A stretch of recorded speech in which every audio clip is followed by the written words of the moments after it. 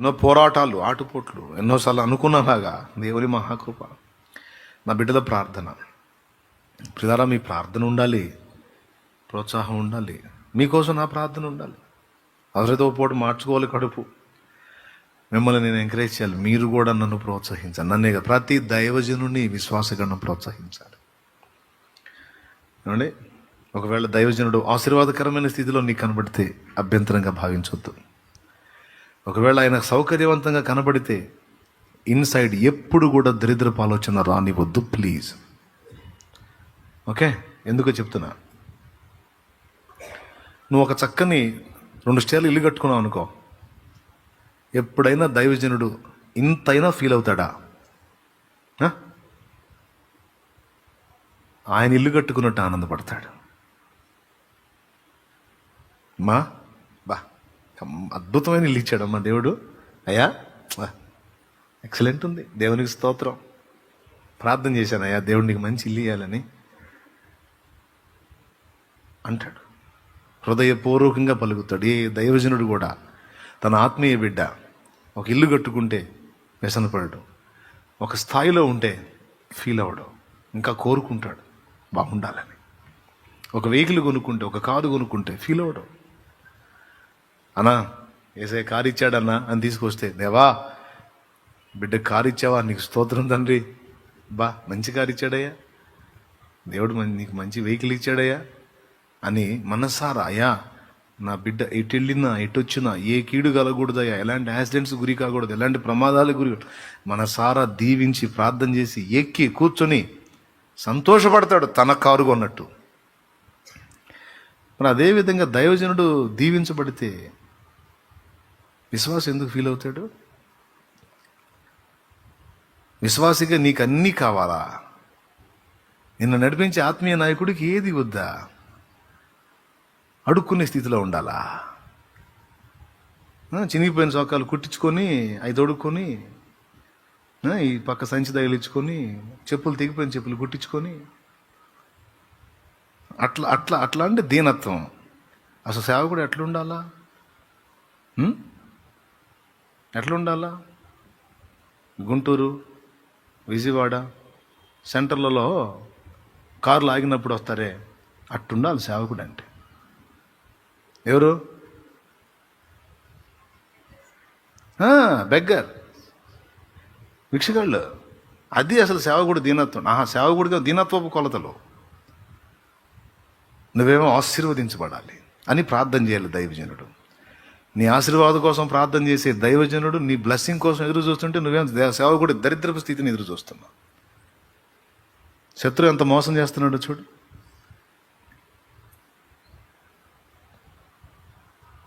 సణుక్కునేవాళ్ళు, గునుక్కునేవాళ్ళు, వంక పెట్టేవాళ్ళు.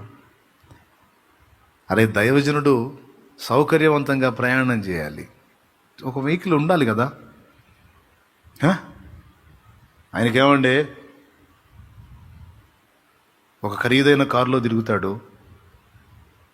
అంటే, కారు అంత ఖరీదు సేవకుడు చేయడా? ఏదో ఉదాహరణలో చేసి సస్తే పర్వాలేదు, సస్తే ఏమైంది? కారు మాత్రం ఖరీదుగా ఉండకూడదు, అన్ని భద్రతలు ఉన్న కారు ఉండకూడదు. ఏం మైండ్ అండి ఇది? శత్రువు నూరిపోసే విషయం కదా ఇది. ఒక్కసారి నీ విషయంలో సేవకుడు ఎలా స్పందిస్తాడో, ఒక దైవజనుడి విషయంలో నువ్వెలా స్పందిస్తున్నావు ఒక్కసారి మనసు పెట్టి ఆలోచించు. ప్రతి విశ్వాసిని ఈ ప్రశ్న అడుగుతున్నాను నేను. ఎంత దారుణమైన పొరపాటు జరుగుతుందో చూడు. నువ్వు కడుపు నిండా తింటే దైవజనుడు తిన్నట్టు ఫీల్ అవుతాడు. నువ్వు సమృద్ధిగా కలిగి ఉంటే, అన్నా ఈ బస్తాలు పండినాయి అన్నా అంటే, తనక పంట పండిందంటే ఆనందపడతాడు. ఇది కొన్నానన్నా అంటే సంతోషమయ్యా, ఇల్లు కట్టానన్నా సంతోషమయ్యా. మరి అయ్యే అనుభవాలు దైవజనుడికి దేవుడిస్తే నీకెందుకు బాధ? అంటే నీ హృదయంలో పొరపాటు ఉంది. నువ్వు ఒక యథార్థమైన హృదయం కలిగిన వాడివైతే, దైవ భక్తి, దేవుని ప్రేమ నీలో ఉంటే ఎలాంటి హృదయం ఉంటుందో తెలుసా? నాకున్నా లేకపోయినా అన్నకుండాలి. నా బిడ్డల్లో ఆ మాట విన్నా నేను. అందుకే నా ఆత్మీయ బిడ్డలంటే నాకు అంత ఇష్టం. దేవునికి స్తోత్రం. ప్రాణాలతో సహా, ఆయుష్తో సహా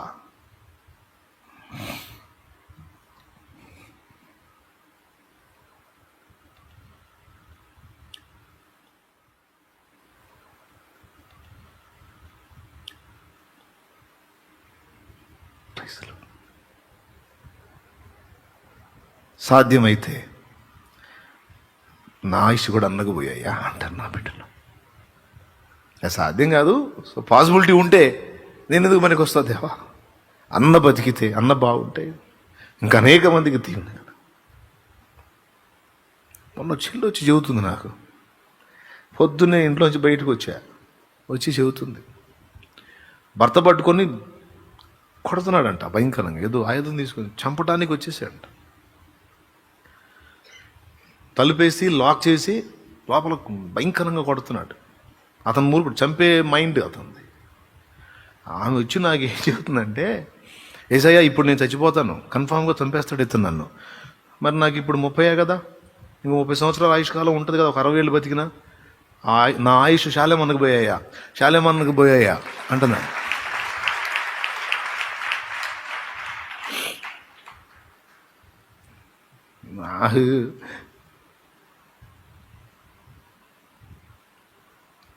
నేను అన్నాను, ఏమా నేను ఎందుకు బతకాలమ్మా అన్న, నీ ఆయుష్ కూడా పోసుకొని నేను ఎందుకు బతకాలమ్మా అంటే, నువ్వు బతకాలన్నా,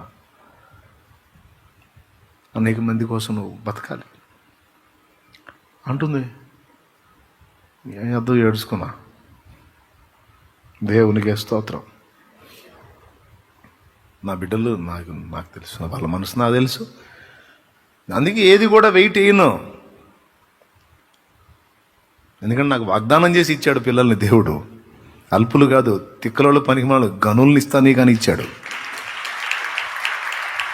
దేవునికి మహిమ కలుగుతున్నాడు. హల్లెలూయా, హల్లెలూయా. ఏ ప్రాంతానికి వెళ్ళినా ఆ హృదయం అలా పెన వేసుకొని ఉంటుంది అంతే. అన్న కోసం చేతులు ఎత్తుతానే ఉంటుంది. ఏ ఊర్లో ఉన్నా, ఏ వాడలో ఉన్నా, ఏ ప్రదేశంలో, పక్క దేశంలో, పక్క రాష్ట్రంలో ఉన్నా సరే అలా ఉంటుంది అంతే.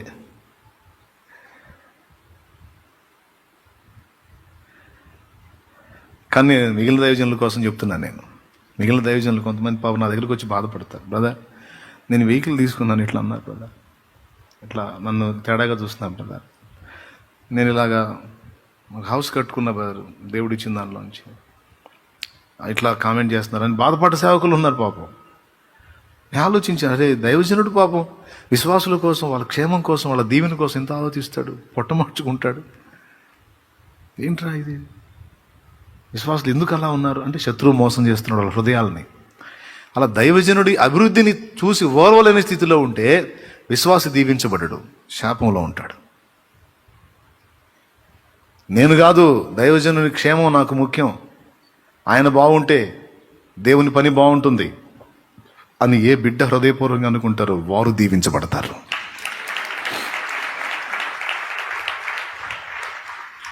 హల్లెలూయా. ఎందుకు చెప్తున్నాను ఇవన్నీ? యథార్థ హృదయుల యొక్క విధానాన్ని గురించి కొంత చెప్పాను, విజ్ఞాపన యొక్క ఫలాన్ని గురించి చెప్తూ ఈ మ్యాటర్కి వచ్చాను. వారి కోసం, ఇశ్రాయేలు సైన్యం కోసం మోషే చేతులు ఎత్తితే జయం వచ్చింది. ఆత్మీయ నాయకుడు లోకంలోకి వెళుతున్న విశ్వాసుల కోసం చేతులు ఎత్తాలి. అప్పుడు ఆ లోకంలో పోరాటాలకు జయించుకొని మళ్ళా నిర్ణయ కాలానికి వచ్చేసి దేవుని సన్నిధిలో కనపడతారు ఆత్మీయ బిడ్డలు. చేతులు ఎత్తితే, సేవకుడు ఎత్తితే. సేవకుడు చేతులు ఎత్తలేదనుకో బిడ్డలు ఓడిపోతారు. అందుకే ప్రతి దైవజనుడికి ఈ బాధ్యత ఉంది. మనం మొర్ర పెట్టాలి, చేతులు ఎత్తాలి. బిడ్డల కోసం మన కన్నీళ్లు, మన కడుపులు మాడాలి, మన కన్నీళ్లు కారాలి. అప్పుడే బిడ్డలు ఎదుగుతారు, బలపడతారు, ఆత్మీయ ప్రగతి పొందుతారు, దేవుని శక్తి పొందుకుంటారు, వాళ్ళు నిలదొక్కుతారు, అనేక మందిని రక్షించగలుగుతారు, అనేక మందిని కాపాడగలుగుతారు, అనేక మందికి ప్రకటించగలుగుతారు. బిడ్డల కోసం ప్రతి దైవజనుడు, చిన్న సంఘమా ఓకే, 20 మంది ఉన్నారా ఓకే, ఆ 20 మంది కోసం చేతులెత్తును. వాళ్ళను ఆ దేవుడు అభిషేకించి బలపరిచి వాళ్ళే ఆత్మలను సంపాదించేటట్టు చేస్తాడు దేవుడు. ఆ తర్వాత దేవుడు విస్తరింపజేస్తాడు నీ పరిచర్య. 25 కాస్త 200గా మారుస్తాడు ఆయన. 200 కాస్త 2000 ఆత్మలుగా దేవుడు చేయగలడు. నీకు నశించిపోతున్న ఆత్మల రక్షణే కదా కావాలి. ఒక పెద్ద గుంపు సమూహం చూపించుకొని బిల్డప్ కోసం కావాలంటున్నావా? కాదు కదా. ఆత్మలో ఎన్ని ఆత్మల్ని నేను నరకం నుంచి కాపాడగలిగితే అంత మంచిది. నాకు ఆత్మల రక్షణ కావాలి అనే కదా యథార్థమైన భారం. దేవుడు కార్యం చేస్తాడు. నీ బిడ్డల కోసం అంగలార్చు, మొర్రపెట్టు, అవసరమైతే ఒక పూట అన్నం మానుకో. నీ బిడ్డల్ని దేవుడు బలపరుస్తాడు. అలాగే సంగమా, దైవజనుడి కోసం నీ విజ్ఞాపన, కుటుంబం కోసం విజ్ఞాపన, వారి క్షేమాభివృద్ధి కొరకు విజ్ఞాపన. ఆఖరికి వాళ్ళకి అతిశయం, అహంభావం, తొట్టుపాటు ఏది ఎదురుగాకుండా కూడా నీ ప్రార్థనే ప్రాకారం. ప్రియ బిడ్డ, జాగ్రత్త. ఓకే, మూలవాక్యం దగ్గరికి వచ్చే వారం వద్దాం. ప్రస్తుతానికి ప్రార్థన చేసుకుందాం రండి. ఇప్పుడు దాకా పునాది వేసుకున్నాం. దావీదు ప్రతి ఘట్టాన్ని పాటలో పెట్టేశాడు అని. అలా ఆయన పాడిన పాటల్లో కొన్ని 51వ కీర్తనలోంచి యథార్థంగా తను ఒప్పుకున్న పరిస్థితిని, అలాగే మరొక కీర్తనలో నా దోషములు నా తల వెంట్రుకల కంటే యథార్థంగా ఒప్పుకున్నాడు. అలాంటి మంచి మనసు ఉంది కనుకనే దావీదు దేవుని చిత్తానుసారమైన మనసు గలవాడనిపించుకున్నాడు. సో ఈరోజు మనం పడిపోయిన వారి మీద కనికరం చూపిద్దాం. తిరిగి వారిని నిలబెట్టడానికి ప్రయత్నం చేద్దాం. తొట్టుపడిన వారికి చేయూతనిద్దాం. అసహించుకొనక వారిని కరుణిద్దాం. కనికరం గలవాడు కనికరం కలిగిన తీర్పు పొందుతాడు. కనికరం లేనివాడు కనికరం లేని తీర్పు పొందుతాడు. కనికరం తీర్పును నుంచి అతిశయపడుతుంది. సో పుట్టిన ఎవరూ ఒకేసారి పరిపూర్ణులు కారు. క్రమక్రమంగా ఒకనాటికి పరిపూర్ణతలోకి వస్తారు. మనం కూడా మనం చిన్నగా క్రమక్రమంగా నిలదొక్కుతున్నాం. పాపం మనకంటే వెనక స్టార్ట్ అయిన వాళ్ళు ఇప్పుడే ప్రారంభమయ్యారు కనుక పడుతూ లెగుస్తూ వాళ్ళు మనల్ని అందుకోవడానికి ట్రై చేస్తారు. మనం చేయూతనివ్వాలి. పసిపాప పడ్డకాడే కూర్చొని ఏడుస్తూ ఉంటే అమ్మ వెళ్ళి బిడ్డను లేపిద్ది, ధైర్యపరిచింది. తర్వాత బిడ్డ మళ్ళీ నడక ప్రారంభించింది. అట్లా జీవితంలో ఒక పాప నడక నేర్చుకునేసరికి ఎన్నోసార్లు పడిపోతుంది, అమ్మ ఎన్నోసార్లు నిలబెడుతుంది. అమ్మ విసుక్కోదు, పాప కూడా ప్రయత్నం మానుకోదు. సో ఒక ఆత్మను రక్షించిన వ్యక్తిగా జారిపడిపోయిన వాళ్ళ విషయంలో నువ్వు విసుక్కోకూడదు. అలాగే ఈ పడుతున్న వాళ్ళు పడ్డకాడే ఉండకూడదు. నిలబడటానికి ప్రయత్నం చేయాలి, గెలవటానికి ప్రయత్నం చేయాలి, దేవుని శక్తి పొందుకోవటానికి సిద్ధపడాలి. సో నిలబెట్టడమే కాదు, వారిని భౌతికంగా ప్రోత్సహించి నిలబెట్టడమే కాదు, ఆత్మీయంగా వారి కోసం ప్రార్థన విజ్ఞాపన చేయాలి. ఒకరి కోసం ఒకరు విజ్ఞాపన చేయాలి. సో మోకాళ్ళేద్దాం, అందరం మోకాళ్ళ మీదకి వచ్చి కాస్త ప్రార్థన చేసుకొని ముగింపులోకి వెళ్దాం.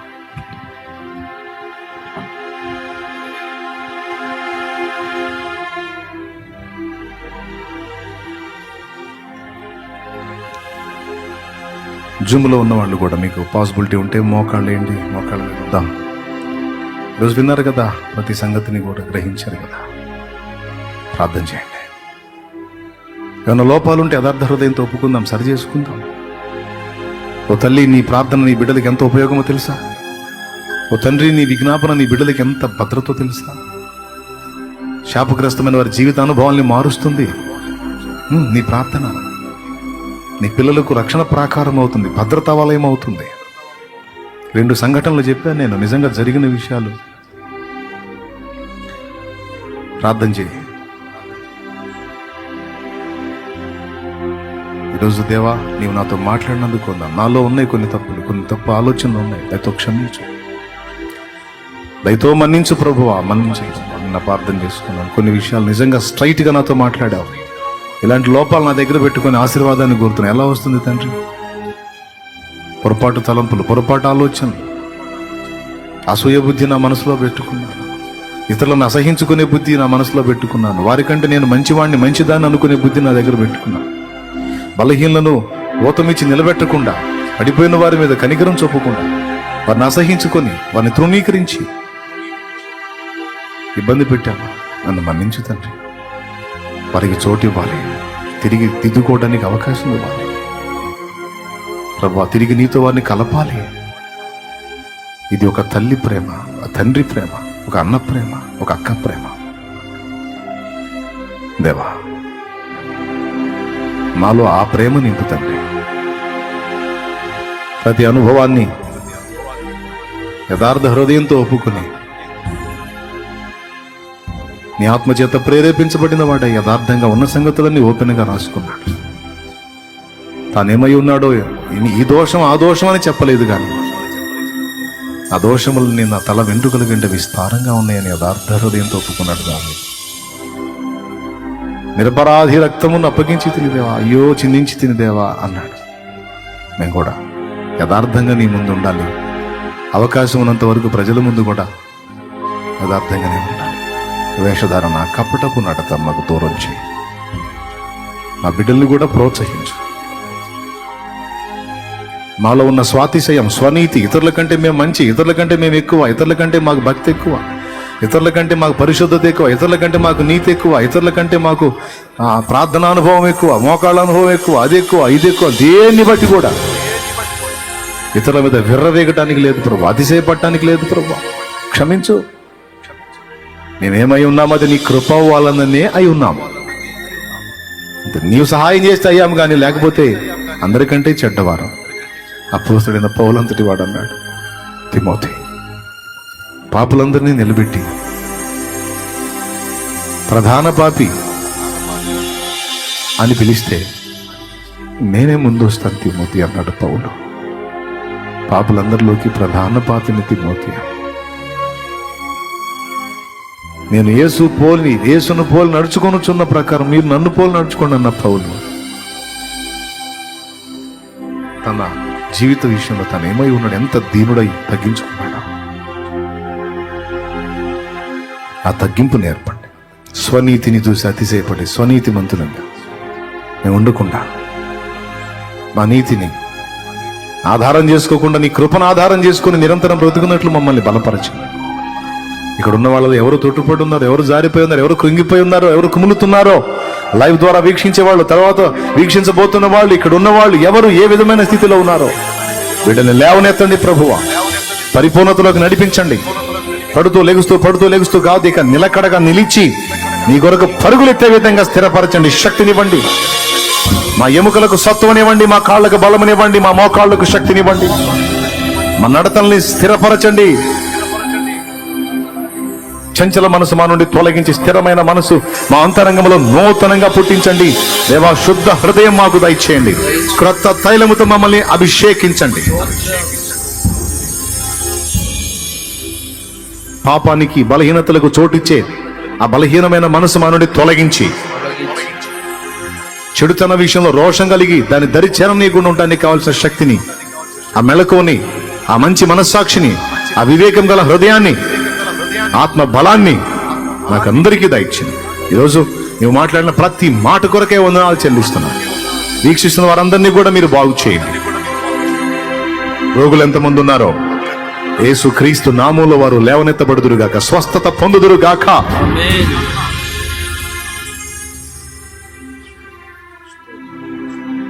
ఆత్మీయ జీవితంలో బలహీనలు ఎంతమంది ఉన్నారు, వారందరూ కూడా లేవనెత్తబడుదురుగాక. శరీర సంబంధమైన జబ్బులతో ఎంతమంది మూలుగుతున్నారో, అల్లాడుతున్నారో, పేషెంట్స్ గా ఉన్నారో, cancer, HIV positive, hepatitis B, liver జబ్బులు, గుండె జబ్బులు, ఊపిరితిత్తుల జబ్బులు, మెదడు జబ్బులు, నరముల జబ్బులు, చర్మ రోగములు, పిడిసి బలహీనత, పక్షవాతపు జబ్బు, చిన్నపిల్లల రోగాలు, పెద్దల రోగాలు, మచ్చల బలహీనతలు, ఫైల్స్ బలహీనతలు, మల్లల సమస్యలు, రకరకాల క్యాన్సర్ బలహీనతలు, గొంతు cancer, thyroid cancer, bone cancer, ఊపిరితిత్తుల క్యాన్సర్, బ్రెయిన్ లో క్యాన్సర్ ట్యూమర్స్. ఓ తండ్రి, ఇన్ని రకాల జబ్బులతో బిడ్డలు అల్లాడుతున్నారు. బిడ్డల కోసం చేతులు ఎత్తి ప్రార్థన చేస్తున్నాం. విశ్వాసంతో ప్రభు స్వస్థపరచండి. ఎంతమంది బాగుపడుతున్నారని ఫోన్ చేస్తా ఉన్నారు ప్రభు. ఎంతమంది ఇదిగో మేము బాగుపడుతున్నాం, మేము స్వస్థత పొందుతున్నాం, దేవుడు వాళ్ళు స్వస్థపరుస్తున్నాడని ఫోన్స్ ద్వారా తెలియజేస్తా ఉన్నారు ప్రభు. బిడ్డల కోసం మరొకసారి చేతులు ఎత్తుతున్నాను. దయతో వారిని ముట్టండి, బాగు చేయండి, బలహీనత నుంచి విడుదల కలుగునుగాక యేసునామములో. మాకు భౌతికమైన అక్కరలకైనా, ఆత్మ సంబంధమైన అక్కరలకైనా నువ్వే దిక్కు ప్రభువా. మాకు అన్నం పెట్టేది నువ్వే, ఆత్మీయ ఆహారం పెట్టేది కూడా నువ్వే. ఆత్మీయ ఆహారానికి నీ వైపును, అన్నం కోసం మరొకటి వైపు చూసామా? మహిమ వస్త్రాల కోసం నీ వైపే చూస్తున్నాం. మరి శరీరాలకు సిగ్గు కప్పుకునే వస్త్రాలు ఇంకొకటి కోసం చూసామా? రెండిటికి చాలిన దేవుడవు నీవు, రెండు ఇచ్చేవాడవు నీవే గనుక అన్నిటి కొరకు నీ వైపే చూస్తున్నా. మా బిడ్డలు కష్టపడి చదివిన వాళ్ళకి జాబ్స్ ఇవ్వండి. క్రైస్తవుడు అంటే ఉద్యోగం సద్యోగం లేకుండా తిరిగేవాడు కాదు. వాళ్ళు మెరిట్, స్టడీలో మెరిట్, ర్యాంకులో మెరిట్, జాబ్స్లో కూడా మెరిట్. మంచి మంచి ఉన్నతమైన పదవులలో, హోదాలలో నీ పిల్లల్ని జాయిన్ చేయండి. జాబులు ఇవ్వండి ప్రభా, బిడ్డలకి జాబులు ఇవ్వండి. ఎస్తేర్ని రాణి స్థానంలో చేర్చావు కాబట్టి యూదులు కాపాడబడ్డారు. నెహమ్యాని రాజు దగ్గర ఉంచావు కాబట్టి పడిపోయిన యెరూషలేము ప్రాకారాలు కట్టబడ్డాయి. యోసేపు ఐగుప్తు ఏలికి అయ్యాడు కాబట్టి నా ప్రభువా యాకోబు ఇంటి వారు కాపాడబడ్డారు. ఐగుప్తీయులు కూడా చాలా మంది కాపాడబడ్డారు. అనేకులు బ్రతుకున్నట్లు, అనేకులకు మేలు కలుగునట్లు,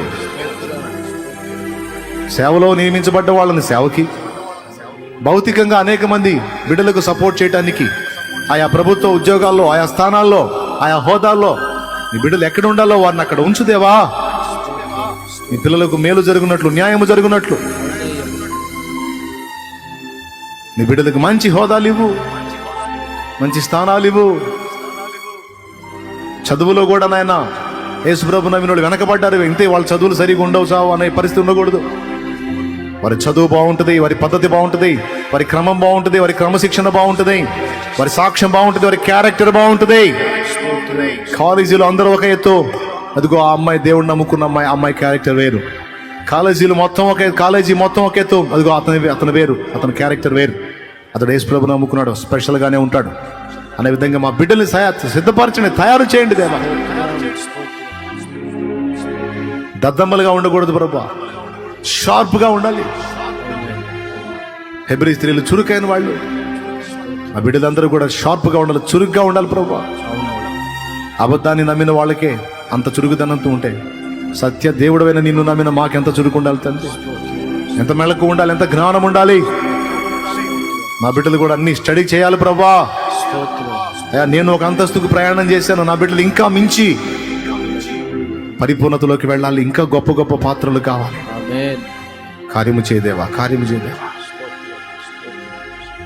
అన్నం అందుకుంటే చాలు, అన్నం పెట్టిన అందుకుంటే చాలు అని అంతటితో ఆలోచించడం కాదు, మించి వెళ్ళాలి, ఇంకా గొప్పగా ఆత్మలను గెలవాలి, ఇంకా గొప్పగా అనేకులకు సమాధానం చెప్పాలి అనే రోషం, అలాంటి పట్టుదల నా బిడ్డలకు దయచే. నేను ఎవరెవరు ఏ ప్రాబ్లంలో ఉన్నారో, అప్పుల బాధల్లో, ఆర్థిక ఇబ్బందుల్లో, చెప్పసక్యంగాని కలతల్లో, కన్నీళ్లలో, వేదనలో, ఎదిగొచ్చిన పిల్లలకు పెళ్లిళ్ళుగా కల్లాడుతున్న వాళ్ళు, సరైన సంబంధాలు రాక ఇబ్బంది పడుతున్న స్థితిలో ఉన్నవాళ్ళు, మగపిల్లలు ఉన్నారు, ఆడపిల్లల్లో ఉన్నారు. దేవా దయచూపు, వారికి మంచి భాగస్వాములను దయచేయమని వేడుకుంటున్న వారి పక్షంలో ప్రార్థన చేస్తున్నాను దేవా. కనికరించు కన్న తండ్రి, కృప చూపు నాయనా, నీకు స్తోత్రం. నువ్వు జాలిగల దేవుడవు, దయగల దేవుడవు, కరుణా సముద్రుడవు, కృపగల దేవుడవు, నువ్వు ఎంతైనా నమ్మదైన దేవుడవు, నీకు అసాధ్యమైనది ఏది లేదు దేవా. దయతో జ్ఞాపకం చేసుకో. మా బిడ్డలందరికీ కృప చూపు. ఇక్కడున్న బిడ్డలు, లైవ్ లో వీక్షిస్తున్న బిడ్డలు అందరినీ కూడా నీ చేతులకు అప్పగిస్తూ, ఇప్పటికే నువ్వు చేసిన కార్యాలన్నిటి కొరకు మనసారా కృతజ్ఞత స్తోత్రాలు చెల్లిస్తూ, మా ముందున్న కార్యములు, తండ్రి సన్నిధి మినిస్ట్రీస్ ద్వారా నువ్వు జరిగించబోనుకున్న కార్యములన్నీ కూడా కృపతో జ్ఞాపకం చేసుకోండి. అన్ని ప్రాంతాలకు పరిచర్య విస్తరించాలి. మారుమూల గ్రామాలు, పట్టణాలు, పల్లెలు, రాష్ట్రాలకు పరిచర్య విస్తరించాలి. దైవజనాంగం సిద్ధమవుతున్నారు, ఇంకా అనేకుల్ని సిద్ధపరచండి. అన్ని లెక్కల్లో, అన్ని కొలతల్లో, ఉపదేశంలో కావచ్చు, క్యారెక్టర్లో కావచ్చు, భక్తిలో కావచ్చు, ఆత్మీయతలో కావచ్చు, పరిశుద్ధ జీవితంలో కావచ్చు, వ్యవహారంలో కావచ్చు, నీతో వ్యవహరించే విషయంలో, ప్రజలతో వ్యవహరించే విషయంలో మంచి నేర్పు గలవారై, సామర్థ్యము, నమ్మకత్వం కలిగిన వారై అనేకులు సిద్ధపరచబడాలి. స్త్రీలు తయారవ్వాలి, పురుషులు తయారవ్వాలి. గ్రామాలకు, పట్టణాలకు, పల్లెలకు, అడవుల్లో సైతం సేవ జరగాలి ప్రభువా. పరిచయం విస్తృతపరచండి, విస్తరింప చేయండి. ఓ దేవా, మీరు మొదలు పెట్టారు అనేక ప్రాంతాల్లో, ఇప్పటికే పరిచయం జరిగిస్తున్నారు, ఇంకా యేసు నామములో విస్తరిల్లును గాక. కనికరించు ప్రభువా, కనికరించు. ఆయా ప్రాంతాల్లో, దూర ప్రదేశాల్లో ఉండి ఎప్పుడు పిలుస్తాడా అనే పిలుపు కోసం ఎదురు చూసిన బిడ్డలు ఉన్నారు ప్రభువా. దాసుడు పిలుపు కొరకు మేము రెడీగా ఉన్నాం, మీరు పిలిస్తే వస్తాం, మీ ఉపదేశం వింటాం, బలపడతాం, మేము కూడా దేవుని పని కొరకు నిలబడతామని అనేక మంది ఆశగా ఎదురు చూస్తున్నారు. వారందరినీ గ్యాదర్ చేసి వారికి ఉపదేశం చేయడానికి కావాల్సిన జీవమును, అభిషేకం, అనుకూల పరిస్థితులను, అనుకూల స్థితిని దయచే. వారు ఒకవేళ ఉండాల్సి ఉంటే వారి అకామిడేషన్ కోసం కూడా కావాల్సిన ఏర్పాట్లు అన్ని దయచే. బిడ్డలందరినీ దీవించమని స్తుతి, మహిమ, ఘనత నీకు చెల్లిస్తూ తిరిగి వెళ్ళనయుండగా మార్గమందు తోడై ఉండను. మోకాళ్ళు ఇంతసేపు మొరపెట్టిన బిడ్డలందరికీ నీ కృపాహస్తం తోడుగా ఉంచమని, వారిని స్వస్థపరచమని, శుద్ధులను గావించమని, అపరాధములు చేసిన వారైతే దయతో క్షమించి వారిని ఇది మొదలుకు నూతన పరిచి పరిపూర్ణతలోకి నడిపించను. స్తుతి మహిమ ఘనత నీకే చెల్లిస్తాను. ఇప్పటికే మినిస్ట్రీలో ఉండి పరిచయం చేసిన సేవక గణం అంతటిని కూడా జ్ఞాపకం చేసుకో. స్వార్థము, స్వలాభాపేక్ష, గర్వము, ఆత్మీయ నాయకుని తృణీకరించే తత్వము, ఆత్మీయ నాయకుని సలహా సంప్రదింపులతో నిమిత్తం లేకుండా సొంత పెత్తనాలు, సొంత ఆలోచనలు, సొంత వ్యవహారాల్లో ముందుకు వెళ్ళేటువంటి నైజము వారి నుండి తొలగించి దీన మనస్కుల యథార్థ హృదయులై కృతజ్ఞతా బుద్ధి గలవారై ఆత్మీయ నాయకునికి విధేయత చూపి చక్కగా క్రమంగా ముందుకు సాగిపోయే కృపద ఇచ్చేది. బిడ్డలందరినీ మీ చేతికి అప్పగిస్తూ యేసు నామములో ప్రార్థించి వేడుచున్నాం తండ్రి, ఆమేన్. మన తండ్రి అయిన దేవుని ప్రేమ, ఆయన ప్రియ కుమారుడు, మనందరి ప్రాణప్రియుడు, లోకరక్షకుడైన యేసయ్య శాశ్వత నిత్య కృప, పరిశుద్ధాత్మతోడి మనోహర దివ్య సహవాసం, సమాధానం సమకూడిన మనకు, సకల పరిశుద్ధులకు, సార్వత్రిక సంఘమంతటికిని సదాతోడే మనందరం నిత్యత్వంలో చేరు పర్యంతము మనల్ని నడిపించును గాక. ఆమేన్. హల్లెలూయా. హల్లెలూయా. తండ్రి సన్నిధి మినిస్ట్రీస్ పరిచర్యకు వ్యతిరేకంగా లేస్తున్న దుష్ట శక్తుల ప్రభావం యేసు నామములో అణగారిపోవును గాక. ఆమేన్. సార్వత్రిక సంఘమంతటికి క్షేమమగును గాక. ఆమేన్. యెరూషలేమునకు క్షేమమగును గాక. ఆమేన్. సియోనులో నుండి ప్రభు యొక్క ఆశీర్వాదం మన మీదకి వచ్చు గాక. ఆమేన్. హల్లెలూయా. హల్లెలూయా. హల్లెలూయా. హల్లెలూయా. హల్లెలూయా. హల్లెలూయా. ప్రభు స్తోత్రాలు. అందరికీ హృదయపూర్వక వందనాలు, శుభాలు, దైవాశీస్సులు. సెలవు తీసుకుందాం.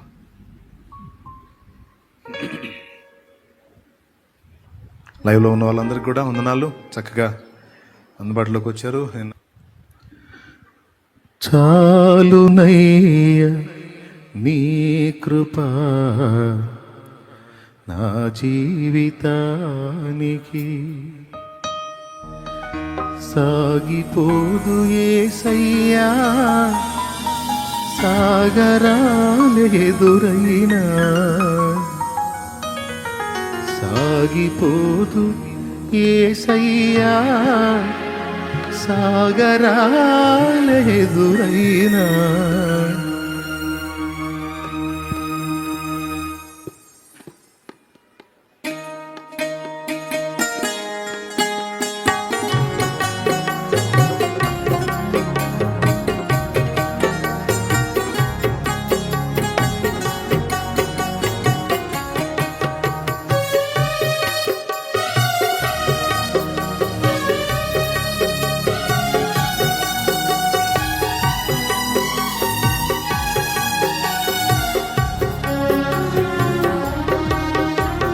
చాలునయ్య నీ కృప నా జీవితానికి,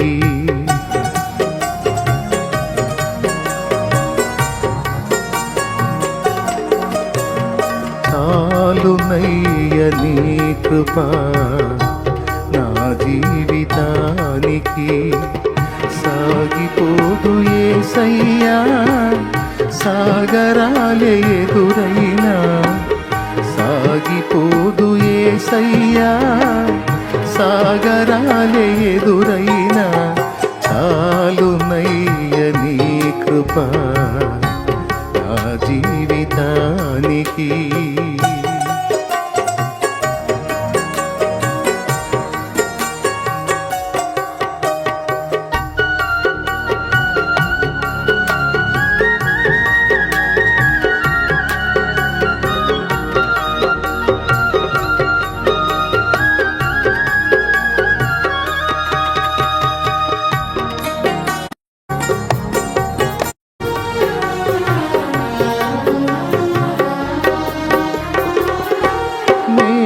మేఘాలలోనా మెరుపుంచినావు,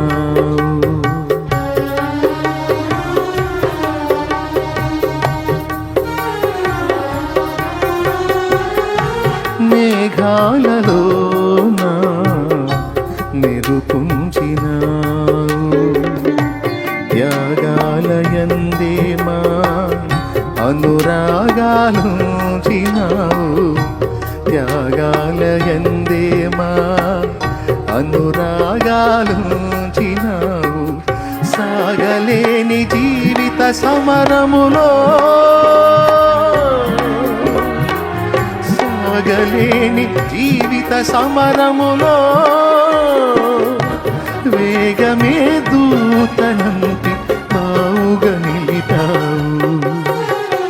చాలునయ్య నీ కృప నా జీవితానికి.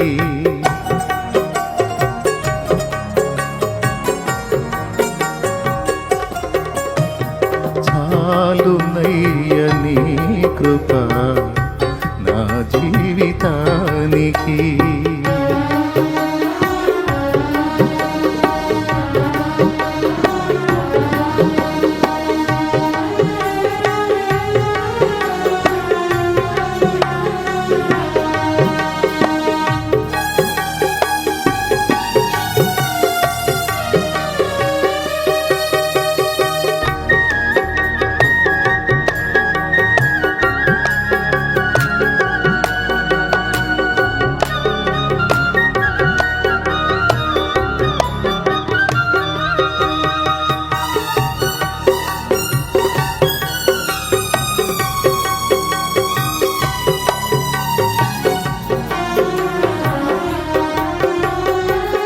పృథ్వీలోన ముళ్ళ పొదలు ఒలిపించినావు.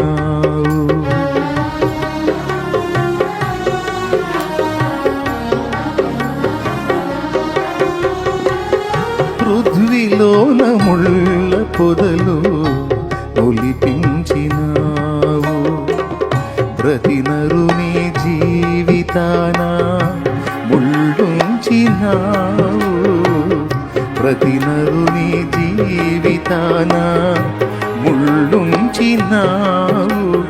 వెదుకగా ప్రభువుకే ముళ్ళ కిరీటమా. వెదుకగా ప్రభువుకే ముళ్ళ కిరీటమా. లేదు మాకు నీ కృప ముళ్ళకు వేరుగా. చాలునయ్య నీ కృప నా జీవితానికి.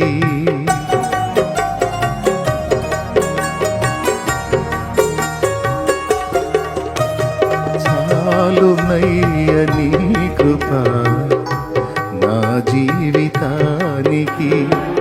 సాగిపోదు యేసయ్యా సాగరాలే ఎదురైనా. సాగిపోదు యేసయ్యా సాగరాల ఎదురైనా. చాలునయ్య నీ కృప నా జీవితానికి.